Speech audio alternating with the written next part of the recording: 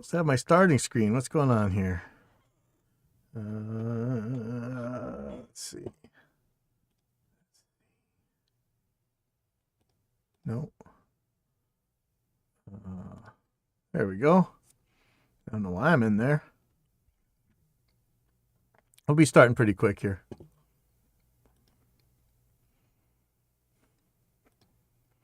Hey, everyone who's here early. Let's see.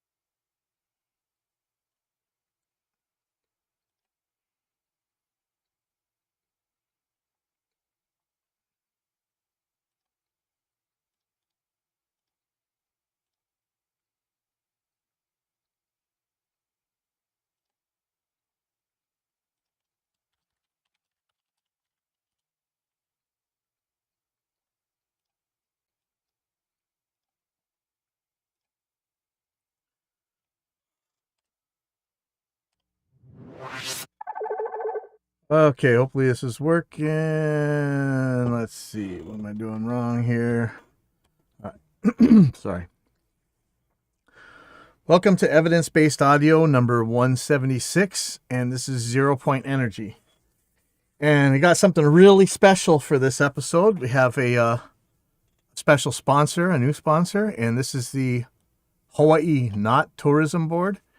And the Hawaii Knot Tourism Board would like to encourage you to not come to Hawaii.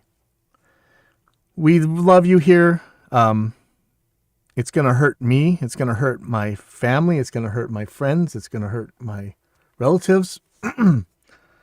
But we'd encourage you not to come for a little while because Hawaii has a pig problem.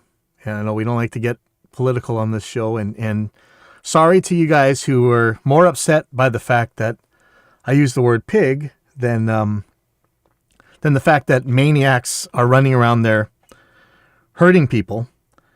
Maniacs with a monopoly on violence. Maniacs carrying guns. We're doing very, very bad things to the people of Hawaii.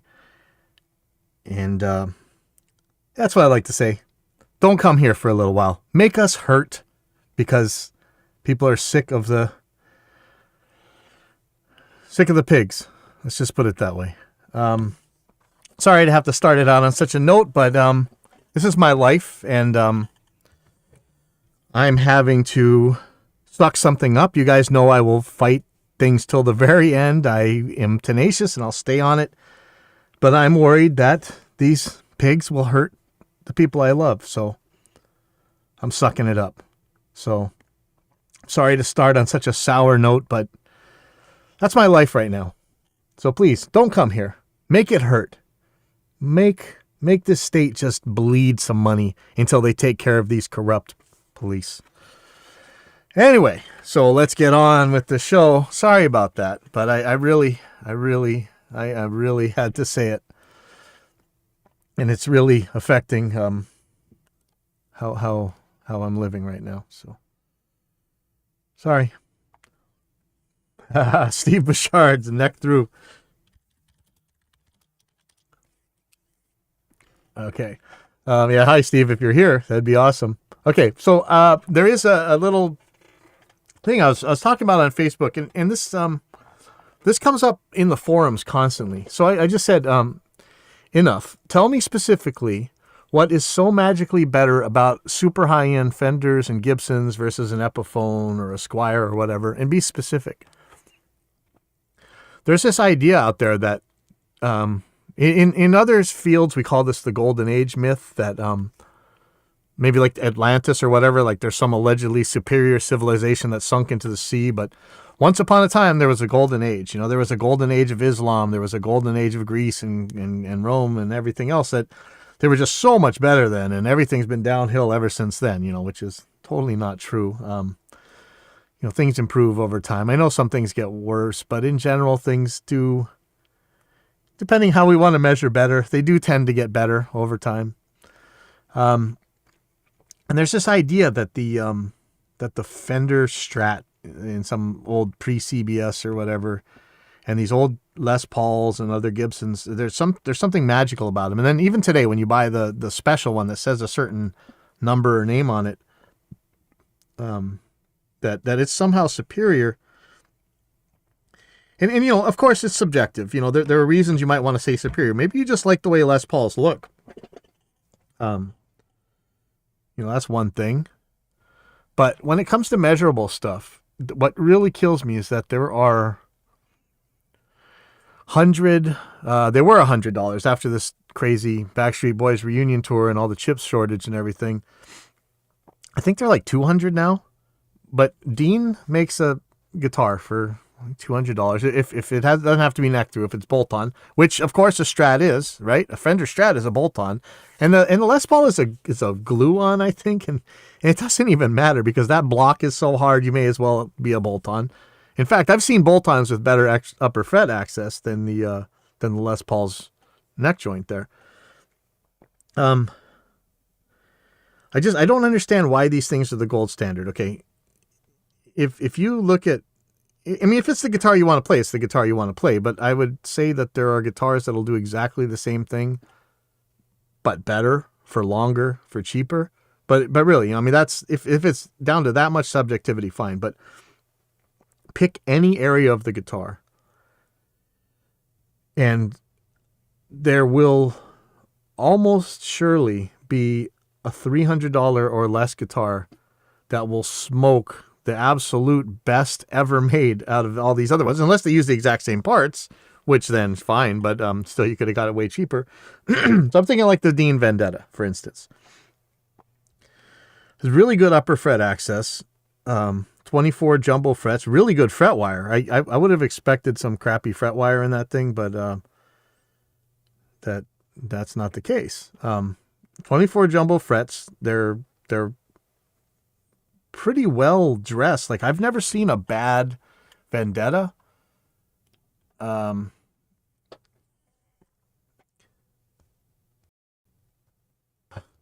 Somebody says, Carl Greger saying, I think the argument is about screwbacks. Higher priced guitars generally aren't. Lower priced guitars have 4 bolts keeping the neck on. That's not true. The highest, I'm just going to type this. The highest priced Strats have bolts. The cheapest toy guitars that are bolt-on often have better neck joints. By far. I think Fender did do a couple decent neck joints, though, didn't they? Don't they have a let's see if there's a Fender neck joints. Let's see if there's something. I thought they had like a metal Strat or something like that that would let you really get on there. Fender didn't. I thought Fender had done some kind of nice. Let's see. Here's 5 electric guitar neck joints that you need to know. So there's a horrible block thing, like the Fenders have. I mean, these are horrible. It's like this big old block. It's garbage. And then there's like a, what do you call the smooth, the contoured ones. And of course, there's neck through. There's set necks, like that's what they call a set neck on a Gibson, like a Les Paul. Anyways, Yeah. So in fact, like if we were going to compare the most expensive Strat ever made to a Vendetta, the Vendetta's got better upper fret access. Never mind, the Vendetta also has 24 frets, and most of these Strats only got 21 or 22 or whatever. I think that might be a personal preference thing, but I'm not going to say that 21 frets or whatever is superior to 24. I'll take the 24 every time, but that's probably subjective. We're talking about the quality of tuners. The very most sought after tuners on either of these guitars are total pieces of crap. And you guys all know this. These are garbage. You can go ahead, scream till you're blue in the face, but even the crappiest machine tuners on one of these cheapo guitars is going to annihilate it for tuning stability, just for staying put, honestly. And then, of course, you could always get Spurzels or something. The difference in price between one of these unobtainium guitars and any other guitar would really give you the ability to buy so many parts that it's just going to annihilate it. I mean, think of getting like something like Spurzels or some other good locking tuner set compared to this garbage tuners these things come with. The wiring, I mean, the old days had like that cloth wire stuff. Stuff was so noisy and just awful. Yeah, if we're going to do like signal to noise, we're going to beat the crap out of it with a cheap guitar, right? Construction techniques. I know you guys love this handcrafted or whatever on these guitars, but if you watch the Korean guitar fanatics making guitars, like actually the guys who actually make a lot of these guitars and they put different names on them, they're some of the best workmen you've ever seen. The quality of parts is so much higher on these cheaper guitars usually than, I've seen like crappy tremolos on some really bad guitars before.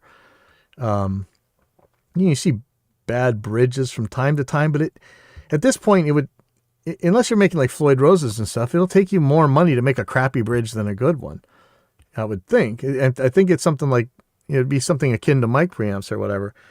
I don't understand. It's hard to say. It's not just that.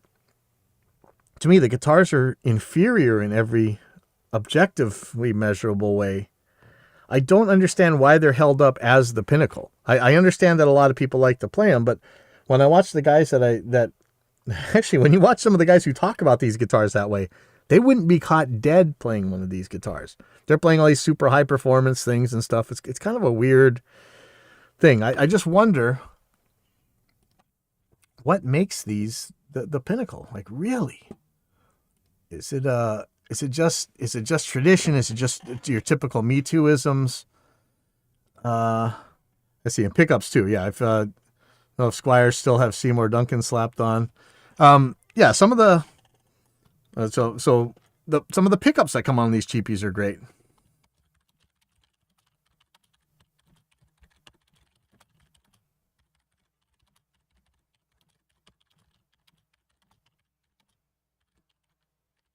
And I'm just saying, this is kind of real time. People are responding in the comments here. And I'm saying some of the cheapies have far better pickups than any vintage guitar ever had by any measurable standard. I would, Steve Bouchard is saying neck through body, and like, you know me, I'm notorious for keep getting these damn neck through body things, and they're so heavy, and they cost so much more, but I love them. And I watch guys like Steve Vai, whose like main guitars are these, they have a really good upper access neck joints, but they're bolt-ons. The bolt-ons are so much lighter. It's kind of incredible. So maybe I think about the bolt-ons much. So let me see what all people said. See, from Samuel Chandler, my cheapo Squier that I built and the Epiphone I just customized are my gig guns. Yep. Michael Gonzalez, the Tonewood, and they're made in a different geographical location. The factory is made of Tonewood too. That is the ultimate answer right there. And lots of times it's people will say, oh, it's where it's made.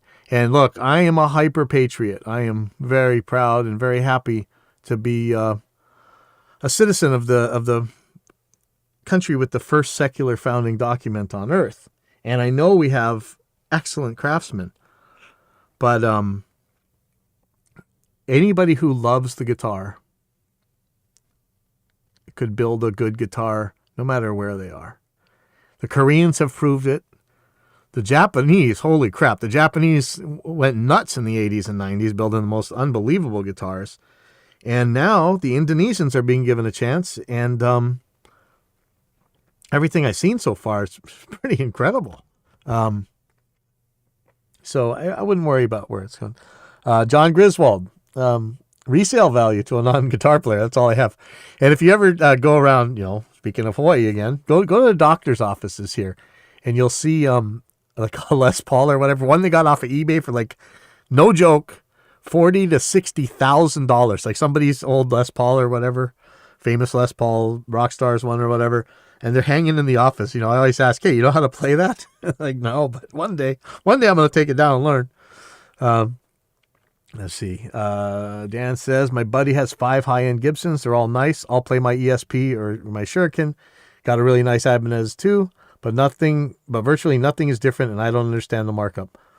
Dom McSweeney. Capitalism, basically. Consumer values, cheap labor, economic exploitation of markets, competition. That actually sounds like why you'd buy the cheaper one.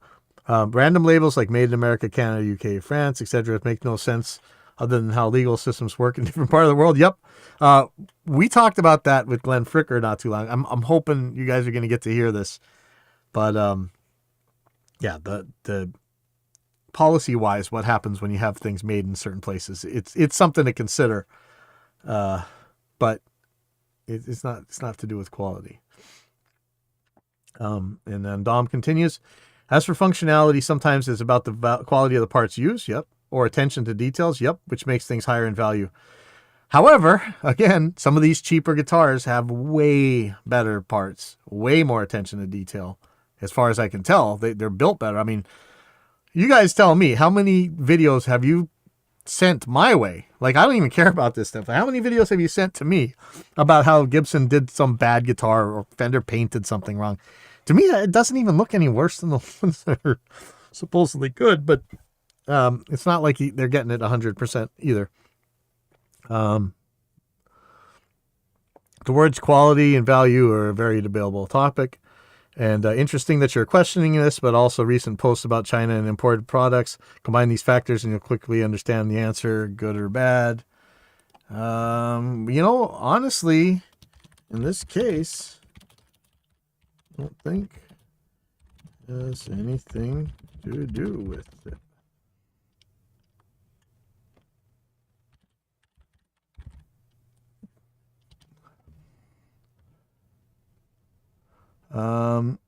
To me, the Squiers just feel cheap, and that affects your playing. I say there's Ken McLaren. Oh, yeah, that was Ken McLaren. And Dom says there's definitely a difference between playing a Squier versus a Fender, possibly less of a difference between high-end Squiers versus low-end Fenders, but yeah, I agree. I think that's just all in the setup, but I guess, so I had specifically worded this probably the wrong way where I said versus an Epiphone or a Squier. I mean, really, it's versus any other guitar.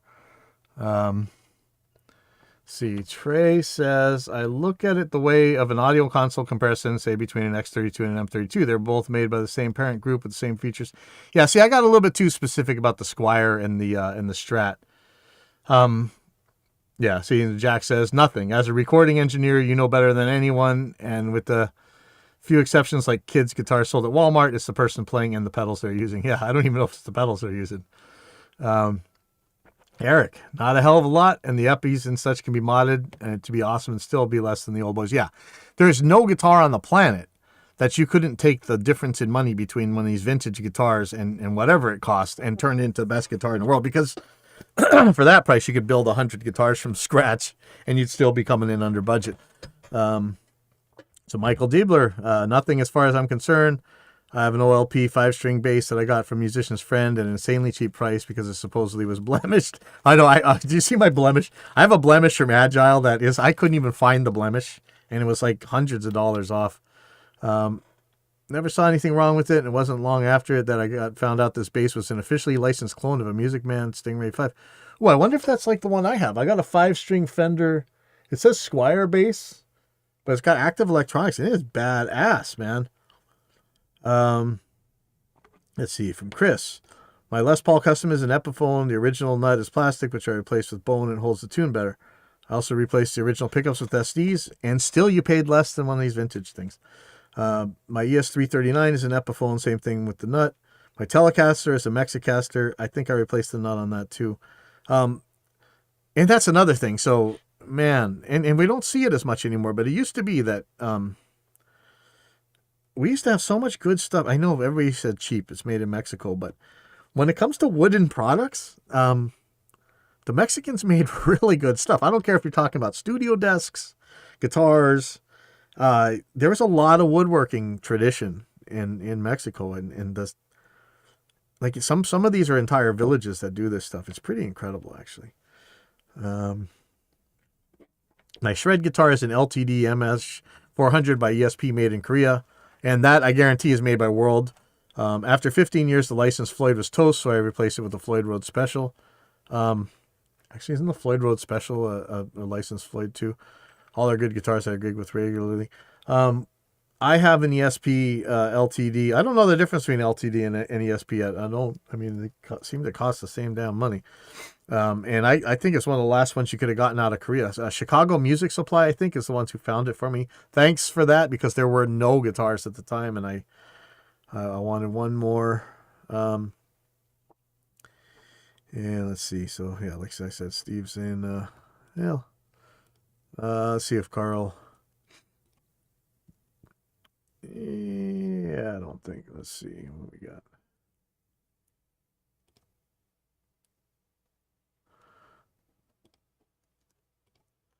All right, so that's and this is often a thing that you hear about tube amps, and you know, like everything it's all based on it. Like the comparison is always a tube amp. Hey, I used to love tube amps. I mean, there's tube amps I like. But it's not like, you know, the best sound in my life that I ever had wasn't actually from a tube amp. It's usually just straight from software. And there's not a vintage tube amp out there that could. I mean, if you were to draw two Venn diagrams, I'm pretty sure one of them would say tone, and everybody would say everything's on the tube amp side on the tone side. But if you write anything else, channel switching, you know, all these different presets, you know, effects, a multi-effects processor is going to beat the crap out of your vintage tube amp. It's just weird what we hold up as our benchmarks. And it's always kind of tripped me out. Okay. Let's see. What else I have? Okay. So we talked a little bit, actually kind of talk about this a lot on the show. You know, keeping these Floyd Roses in tune. And, you know, over the years I've tried trem setters, and I was using a Geldo black box for a while. And we found a bunch on Amazon that had some good stuff. I want to read something from this blog. This is Innovation Fascinations. I'm not really sure what this is about, but it seems like the guy's a guitar player. And his page here, and this is going to take a while, so I'm sorry, but we're going to fly through this as much as we can. This is, let me get back to my chat. It says, so it's called Solving a 2-0 point tremolo problem. It says, I have a problem guitar. It pains me to say this because it is also one of my favorites, and I have had it for nearly 20 years. But it has a definite issue with tuning stability. In short, the tremolo, even though it's one of the double locking variety, licensed under Floyd Rose patents, and if we really want to argue licensed versus the real Floyd Roses, well, I'd love to do that show one day.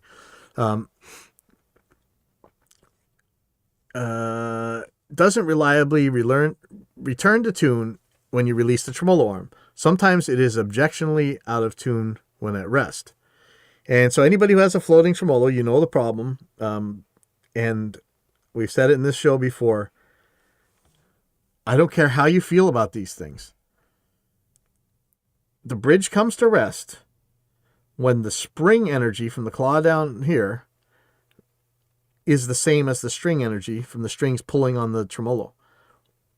Wherever that stops, that's where that energy was. Now things can bind up and you can end up wrong, but in theory, if everything is perfect and there's no binding, there's no problems, whatever, your tremolo comes to rest when spring tension equals string tension. And because of that balance right there, there is so crazy much that can go wrong. And that's what we're talking about here. So he says, obviously this causes some issues when playing the guitar live or even when recording. There is a finite risk that the next note you play will be out of tune. That tends to constrain your playing technique because you keep trying to re-zero the tremolo manually through the tremolo arm, so it limits what you attempt to play on it. And, you know, recently I've blocked my guitars to dive only, and then even more recently I finally made fully floating guitars, which I've never had in my life. And my ESP is still fully floating. But all the other ones I've been trying to, I put a backstop on it, actually. I saw a video of Steve Vai playing one, and I'm like, man, that guy does all kinds of crazy tremolo. I didn't really ever want to try that one before, but I saw that they're all on Amazon for cheap, and so I just got one in one of my guitars, and I've been playing with it, and I have to say, it's working pretty good. I'm actually surprised, and so I'm going to be doing a lot more on that later on, but let's go. Let me get out of here. That's a bad constraint to have when playing music. You need to feel confident that the guitar will remain in tune to play with any abandon or to take any musical risks with it. And this is why when I record, if I can block the tremolo, I will. And most of my guitars are still blocked to dive only, and those ones stay in tune perfectly. I wouldn't worry about them at all. Let's see what Don McSweeney says.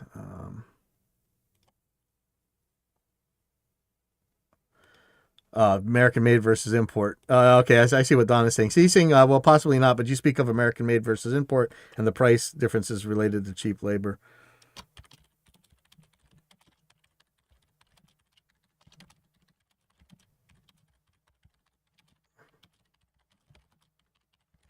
I'm going to say that I screwed up by using the examples that I did.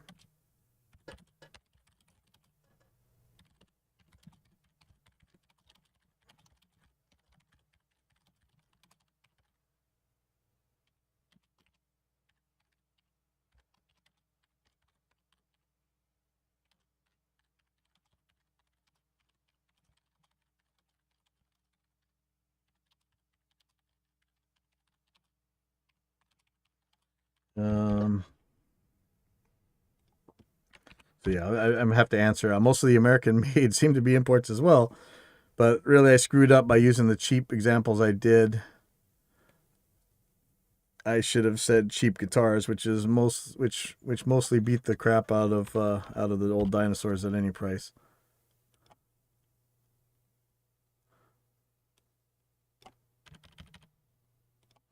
Okay, so let me go on with this. Sorry about that. Okay, let me the guitar bought in 1996, if I recall correctly, is a Korean-made Ibanez JS100 in transparent red, bought in Las Vegas on a whim. The guitar may have been built around 1994. I just can't tell from the serial number decoders available online. My serial number is formatted in a way that it isn't widely recognized, leading me to believe it was an early series guitar. It has some kind of early to mid-90s low TRS-2 tremolo fitted to it, I think. It is this beast that is causing all the trouble. The neck, body, and pickups are lovely. Only the tremolo misbehaves. This looks like one of the cheaper Ibanez tremolos. It's more flat. It's not the weird contoured looking ones. But these things kind of all work the same way. I know, yes, you can be stamped out of better steel and you have hardened edges to work a little bit better, but I can make this bridge work. This bridge is very decent. So he's got a lot of pictures of this. So it says it has a C in the serial name, which is the Cort factory. Now, Cort you might recognize from pianos, bass guitars. I'm pretty sure it's all the same. This World Music Company in Korea, I think they had Cort and some kind of Sam, one of these Sam names. But of course, all these, so many, like all the celebrity guitars you see putting out. I'm pretty sure Ola's was being done in World. I think they're being done in the Indonesian factory though, but I think Cort was the same company. Not sure though. The problem with the tremolo is that it's effectively 2 0 points. That is to say, if you pull the tremolo up, it returns to a different resting position compared to if you push the tremolo arm down.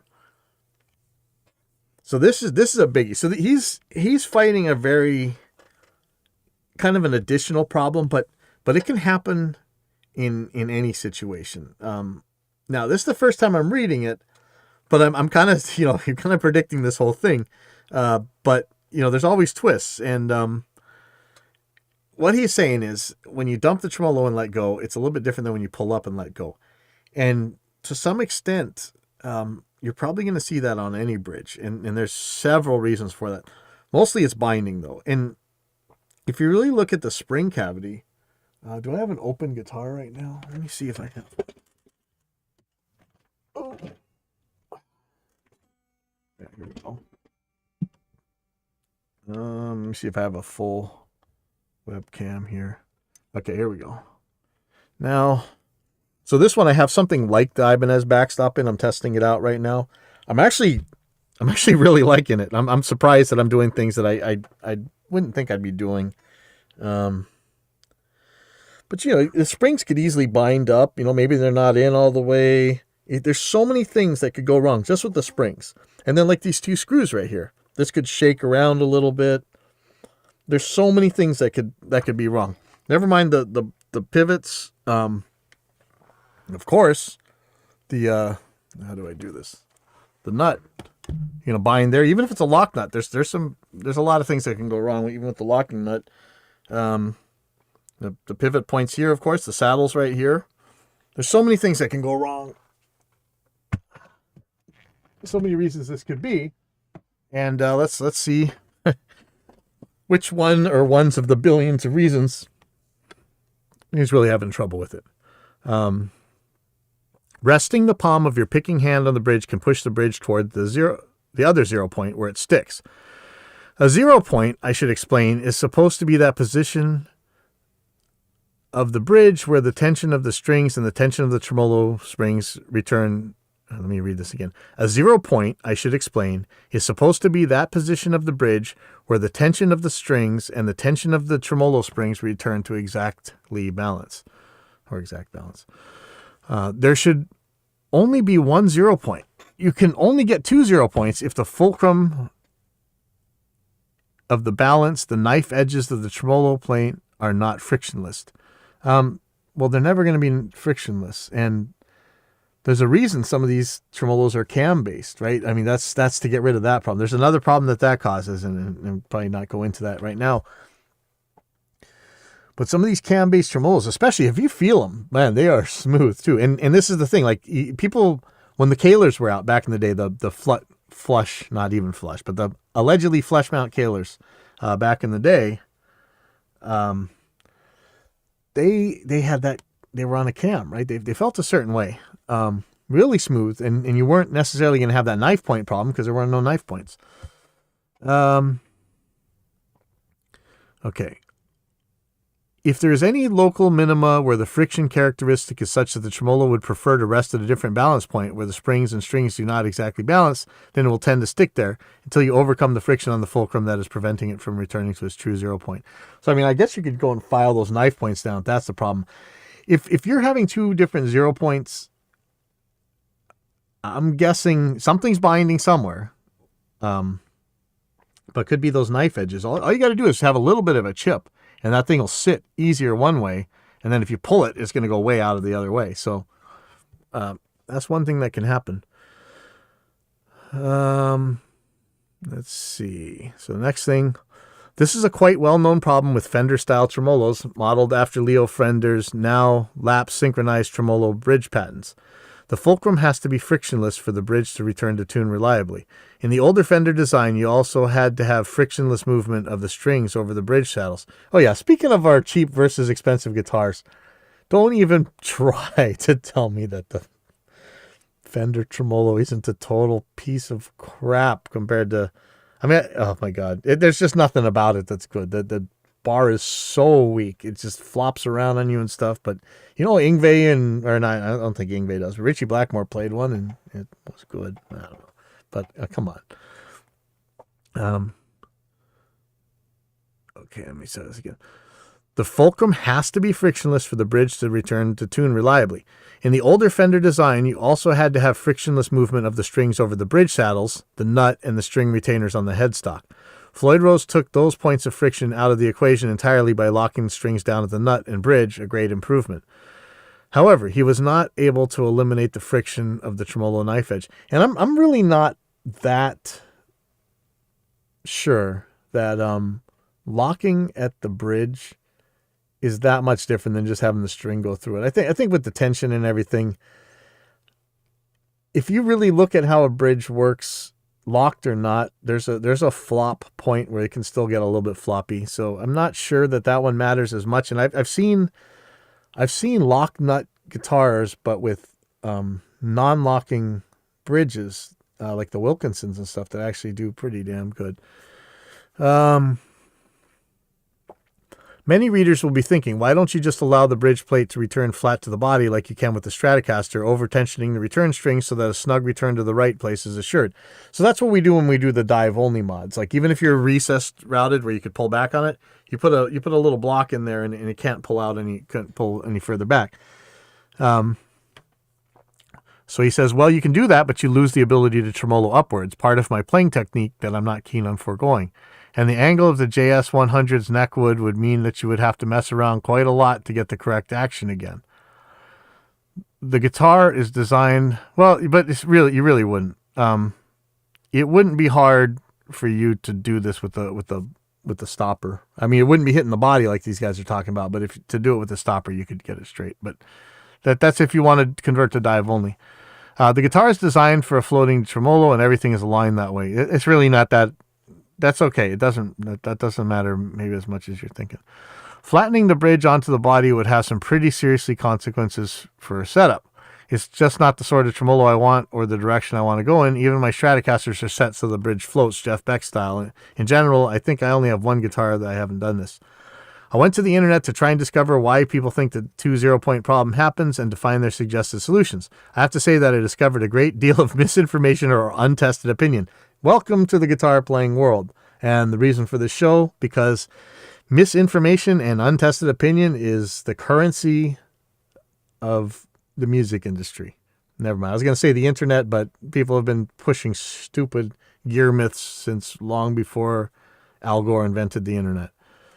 The causes claimed range from worn bridge posts to the posts not being lubricated to having fulcrum knives that were worn or badly machined at the factory, requiring extensive filing to resharpen them. I found this article telling you how to bring your bridge knife edges back to a finer point, and it was actually at Ibanez Rules, which I actually like this site. Is it bad? So he's showing some pictures from it, and he's showing the knife edges of a tremolo. And so he says, a close-up view means that the pivot point, the fulcrum of the bridge, is quite blunt. It doesn't come to a sharp point. That means the resting position of the bridge can be indistinct. And they show another point. Knife edge forms a semicircle. Okay, and it's supposed to contact the bridge post at just one point because the radius is... Blah, blah, blah. Okay, so when I... do I have a guitar with that stuff? I think the Floyd Rose Pro has that. How about the Floyd Rose Specials? Let me see if the original Floyd... Okay, no, the Floyd Rose Specials certainly do, but I think the original Floyd... Yeah, I don't know if you can see this, but, oh boy. So there's like a... You might have to just look at a tremolo. There's like a half circle for some of the pivot points on the tremolo, and he's bringing up a pretty good point that I actually asked Floyd Rose this and I didn't get a very good answer. He says this knife edge forms a semicircle and it is supposed to contact the bridge post at just one point because the radius of the semicircular knife edge is much larger than the diameter of the bridge post, as at the bottom of the post's V groove. Needless to say, this single point of contact theory is wishful thinking in practice.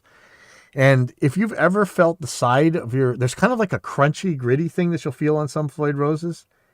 And often it's that side. It's the side with the little U shape in it, and it's grabbing parts of the side of the post itself. He's showing these things aren't too sharp.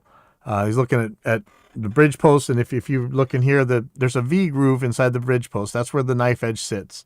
And this is where it gets chunked up, especially by guys like me who try to do like a lot of guitar repairs with the tremolo still in there. It's yanking on that thing. So if these things aren't really hard, they start getting chewed up.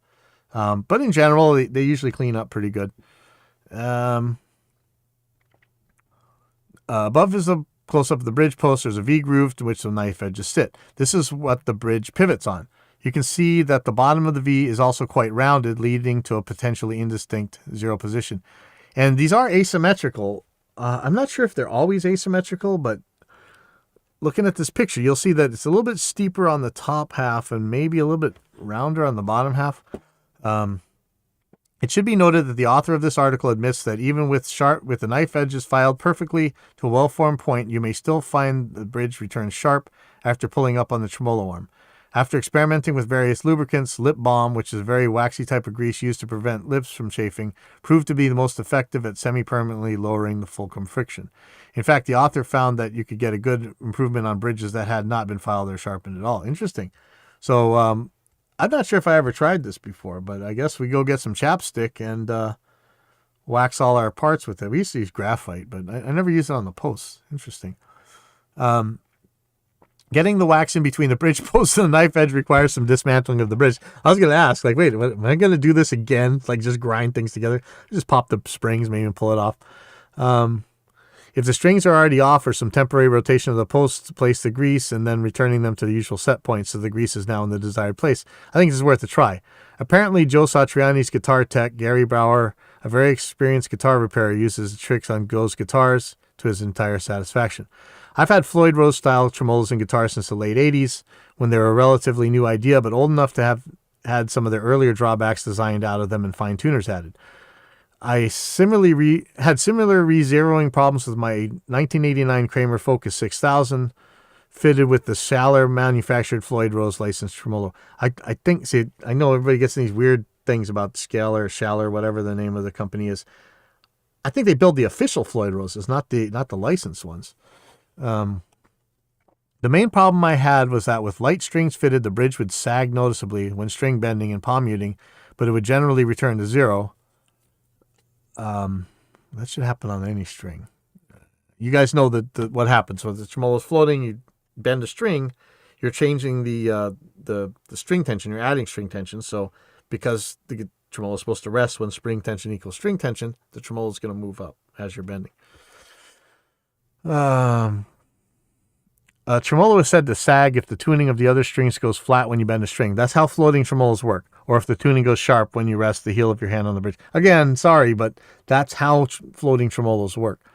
I fixed the sag on my Kramer guitar with the Hipshot trem setter. So that was the early version of what we got now. And I tried. There's a picture of a trem setter here. And I had put these things on my guitars for years until I just decided to go dive only and try these Goldo black boxes and all that stuff. The trem setter was a bugger to install, requiring a new hole to be drilled in the body in line with the plane of the tremolo return springs to accommodate the mechanism sliding rod and replacement of the tremolo spring claw with a split claw arrangement. The trem setter also slows the action of the tremolo arm due to the added spring tension and because the movement of the trem setter's sliding rod through its nylon bushes meets with little resistance, causing the motion of the tremolo bridge to be damped. You can't do that gargle sound or boing the arm anymore, the flutter sound. For effect. The movement of the bridge becomes too stiff and slow for that. It does return to 0 point reliably, though, and permits extreme string bending without sag.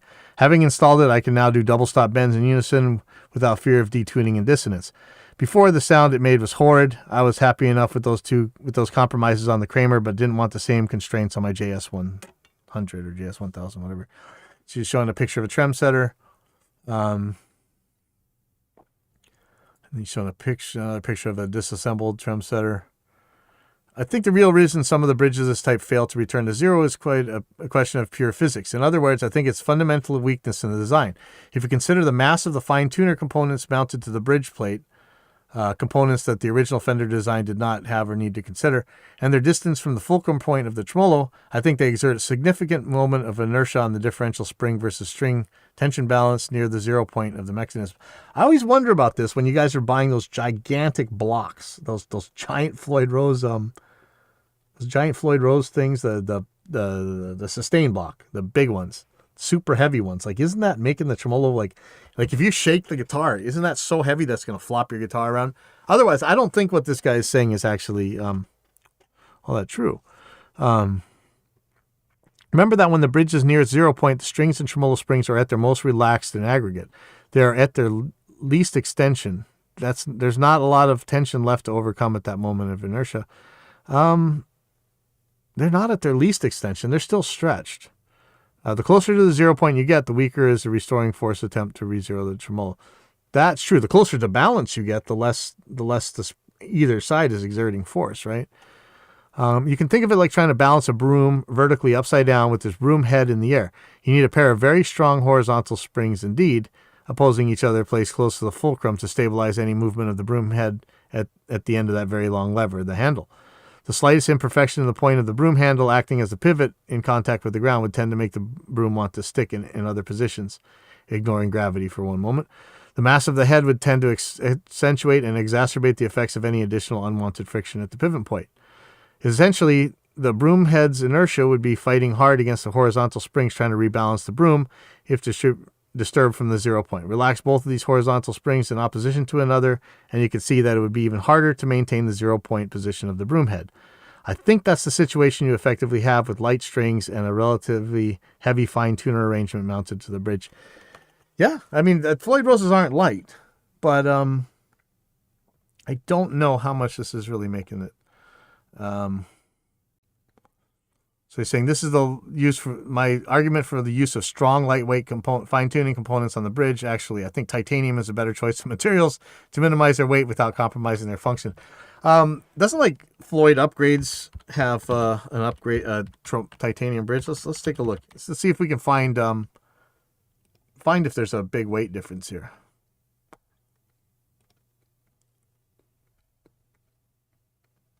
I don't know if they make a complete titanium. Okay, so let's look at some of the couple things. So steel lock screws. Do they have a weight on them? No, there's no weight. See, without a weight, it's not really going to help. Let's see, how much does a titanium? I wonder if anybody actually put this. Yeah. How much does a titanium Floyd Rose weigh? I know they make titanium blocks. Let's see.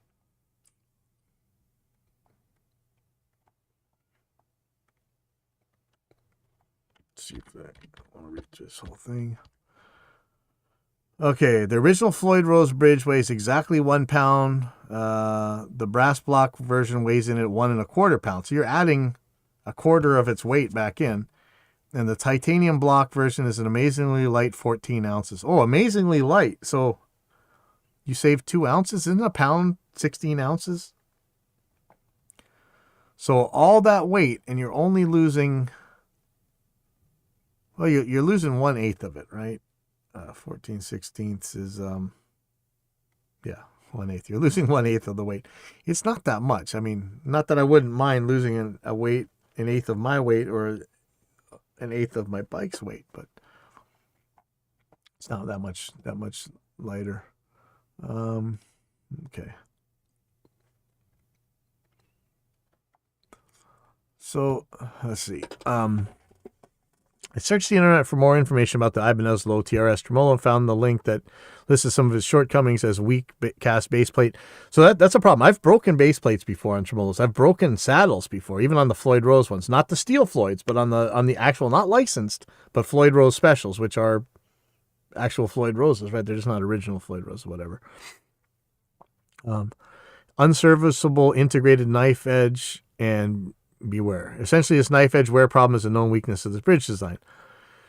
Two interesting asides to this discussion are that Ibanez recently introduced an ultralight tremolo arm as an option. It comes standard on one of them, and the trend to fit heavier aftermarket tremolo blocks to Floyd Rose designs. Like we just showed, that one that made it a quarter heavier. The ultralight arm is said to reduce the boing in the tremolo system. I've found that reducing the boing effect was noted in the back box adjustment instructions, but more about that later.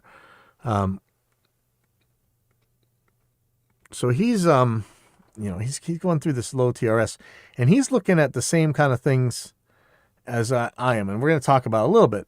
So there's Ibanez or ESP arming adjuster, whatever, Ibanez backstop, the Geldo black box, and there was like this WD one that didn't really work very well for me, and then I think Floyd Rose Upgrades has one.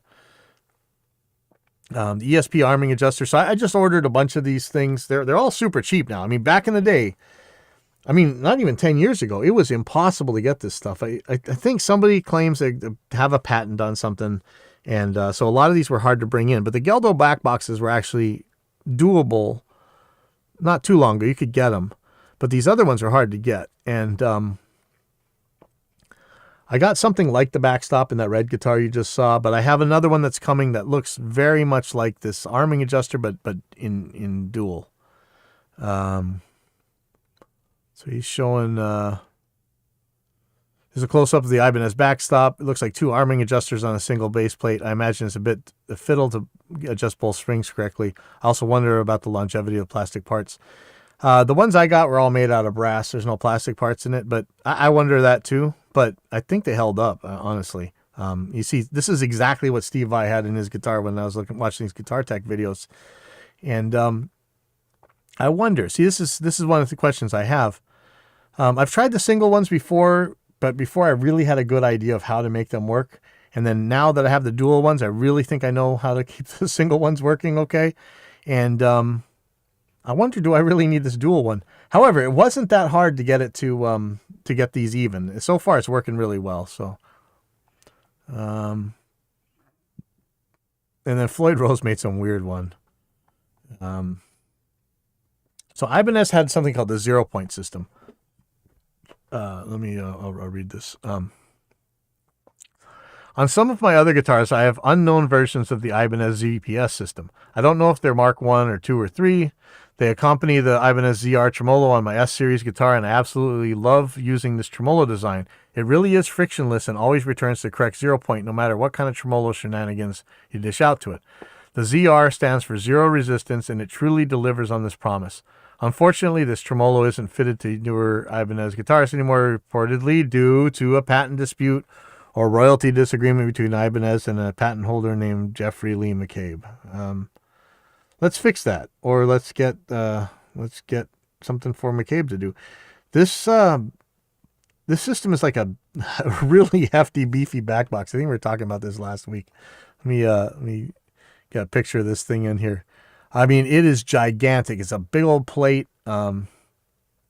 It's really hanging on. It's got some giant springs. The return springs are about the same size as your regular tremolo springs, so there's quite a bit in there, and I really wonder what it feels like when you pull up. I've never tried one of these, but I imagine that it's gonna, you push away from it, just like with these back boxes and stuff, and it feels fine. But then when you pull up, you feel it slamming into it. Let's see what else he had to say. The 0-point system, which installs in the tremolo spring cavity at the rear of the guitar, can be used with the edge tremolos and presumably with the low TRS. If you can obtain one and figure out how to fit into your tremolo spring cavity routing, you're probably going to have to route your guitar. Seemed like too big a modification to me, and you'd have to change the tremolo spring cover plate in the process to provide access to the ZPS adjustment mechanism. It's also difficult to buy just the ZPS part without buying a whole new tremolo assembly with it too hard. And so there's a maglock one, which looks interesting, but there's no adjustment for the counter tension. I'm going to be doing a lot more experiments of these things, and probably going to be taking a look a lot more at, and I think a lot of this is coming out of Joe Enemaker's site. Let's see what he ended up doing. So he's put a back box in here, and geez, looks like he put a Floyd Rose in there too. I know it's Ibanez. Back box, there's the back box, or black box, whichever. Showing how I installed it. And Nivea Essential Care seems a good choice of Tremolo Bridge Post Lubricant. I'm going to go get some some lip balm, some chapstick or whatever, and we'll give this a try. I love dry grease. You know, it always makes me happy to not be putting WD-40 goo all over my parts, especially my bikes, because you get WD-40 on your brakes and you're screwed. Even Tri-Flow, whatever. This wax is like chain wax. I'm sure it's a good thing to try. I'll talk about that stuff a lot later on, but for right now, I had a wireless go bad. First time I tried to use it, kind of bummed. It's a wireless Line 6 G50 relay, and the first time I go to light it up and it's got a blank yellow screen, I'm sure Line 6 will take care of me. I'm really they've been responding to me, so I'm sure it's getting done. But I hate having the pouch and all that stuff, so I've been looking at these. Joyo's got one, Licato's got one. They're cheap. They're like $40, man, for these. For most of these, how come one's 40 and one's 58? I don't know. They're way cheaper. I could buy like 20 of them for the price of one of these Line 6 relays. The cool thing is there's no pouch. Let me show you. I'm charging them right now. I'm not sure if they're done charging. They can't be done charging already. How do you tell if they're done charging? Okay, I got a red battery. I'm assuming that means it's not charged.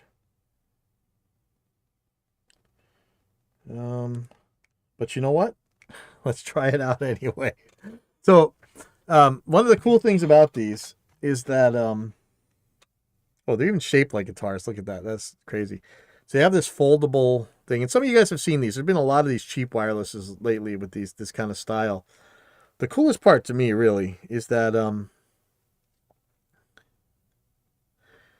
you just plug it right into your guitar. There's no pouch. I suppose these could fall out on a weak jack, but let's give it a try. So I'm gonna pop up Reaper, and now I tried the Joyo one out, which is 2.4 gigahertz, and I haven't yet tried this Licato out. So you guys are going to find out with me, and I know Michael Diebler was asking about this, so we're going to get this here.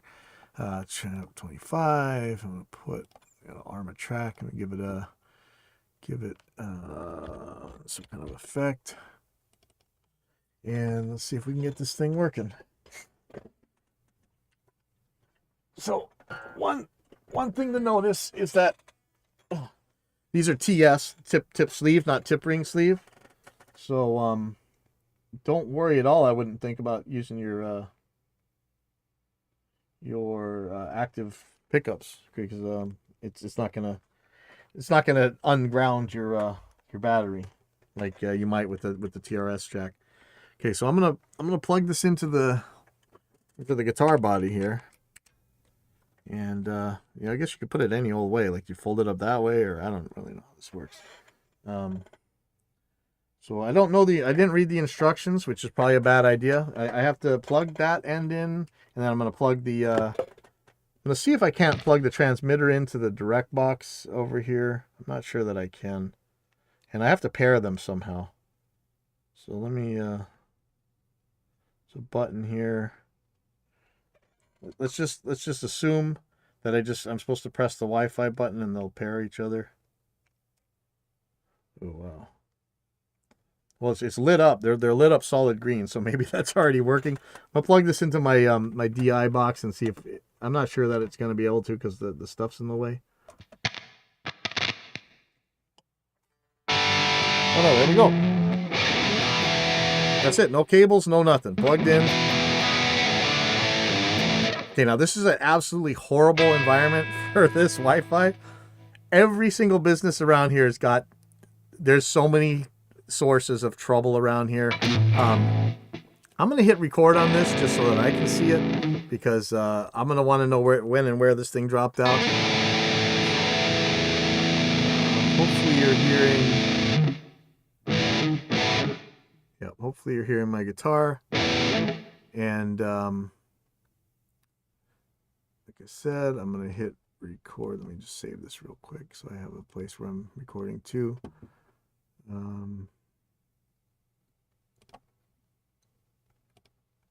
I've been having the most trouble with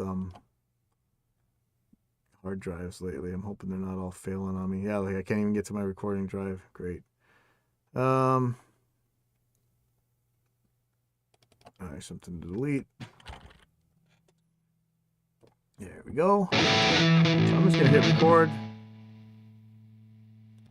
And let's see how these things work. Now I'm going to go through so many different wireless routers on the way out here. Like as soon as I open my door, I'm going to be behind so much junk. Like this is kind of, yeah, this isn't really ideal. But if you're in line of sight with this thing, I'm sure it'll work way better. But I expect some serious dropouts in a second. Actually, let's see if we can hear anything really awful about this.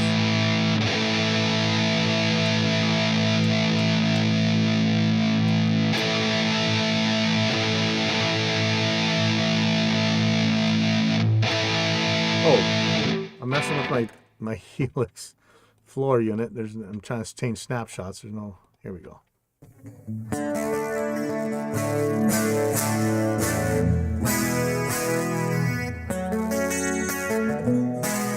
Okay, you hear a little bit of fuzzy, like distortion stuff. Now that might be stuff that, because I'm boosting the hell out of so much treble, that might actually not be this thing making trouble. I'm looking at some flat spots.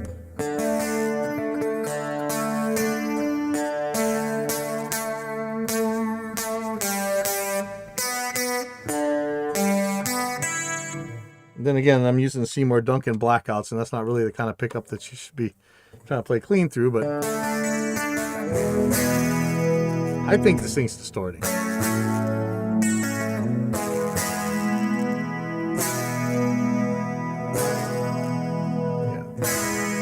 Might be distorting, I'm not sure. Sure is quiet. Turn off these noise gates. Expect a lot more noise here.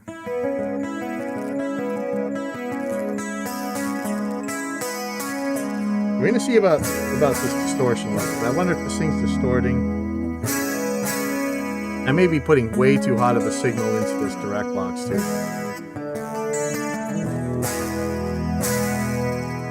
Or it could be the battery's dead on this old guitar. Let's I'm going to plug something else in real quick. Put my red guitar in. Again, though, these aren't exactly the kind of pickups you should be playing clean through, but I don't think they should distort like that. That sounded weird. Actually, I just heard the same sound, too. What is that?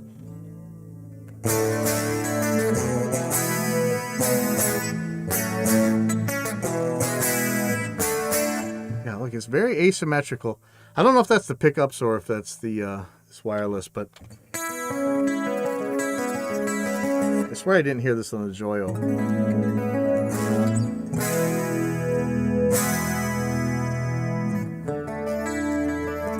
Okay, let's solve that problem later. I'm just gonna flip it back on the distortion. I'm just gonna let's see how bad this thing drops out, because this is about to get ugly in here.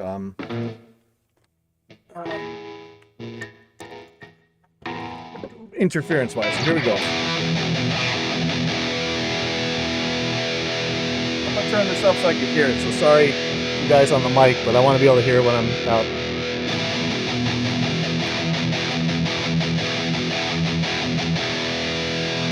Okay, I'm going behind a metal door now.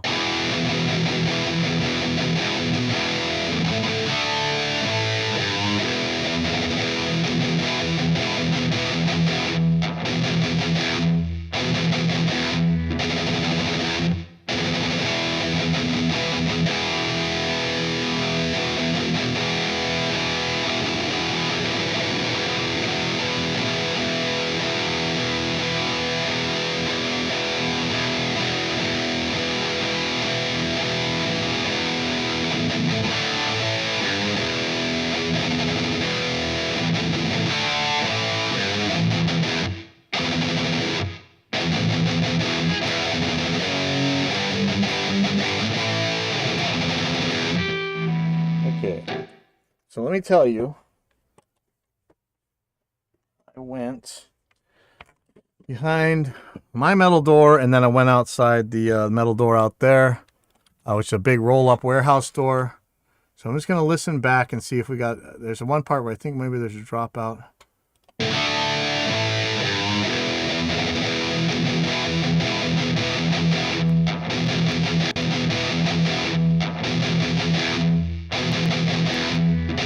What is that? Oh, that's interference from something else. That little clicking and popping you heard wasn't actually the recording.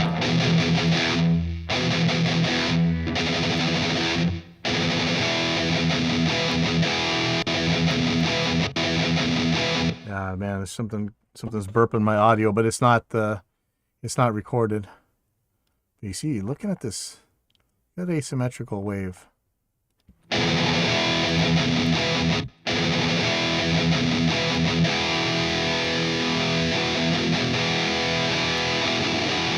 Boy, whatever's burping my audio, I'm pretty sure it's OBS, but okay, looking good. Let's take a look. Let's see if I have one more thing. Let me compare this with the Joyo, the 2.4 gigahertz one. If I can find it. I don't know if I have it handy. What did I do? I think I stuck. Did I give it a bag or something? Yeah, you know what? These things need a bag. Want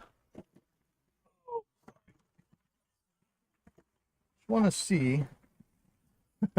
So my pedal board bag, I have all my wireless junk in it. Want to see.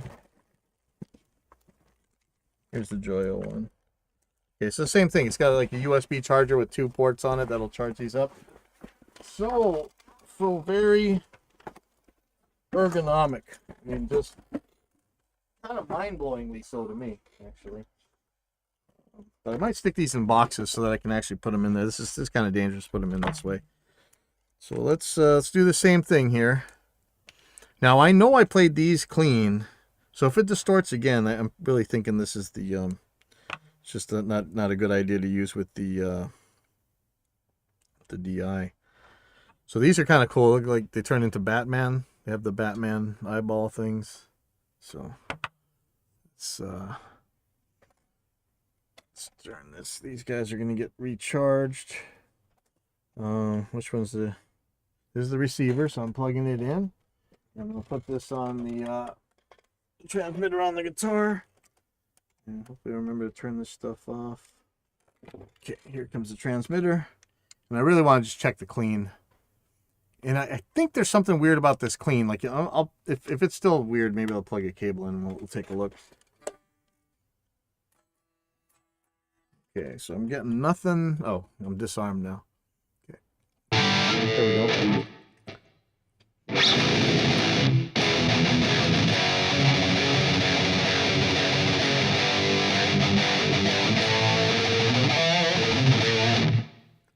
Okay, one thing I think I have to say, I got to measure this to be sure, but I think the latency may be lower on this Joyo than the other one. See, there's distortion here too. I wasn't getting this through the amp.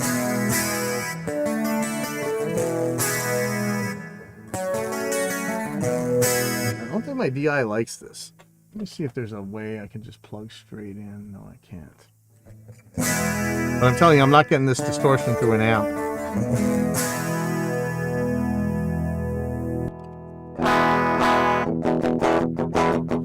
That's a lot of distortion.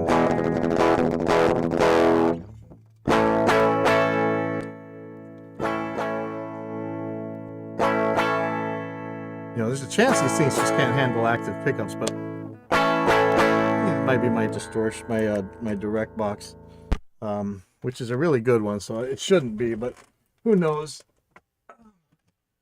We get more into these experiments next time. Let me have some things to take care of around here, but remember, as much as I'd love to see you guys here, please don't come to Hawaii until we clean up our pig problem. I know you don't want to hear that on an audio broadcast, but it is a problem. And it's not something we should be suffering from here. I'll see you guys later.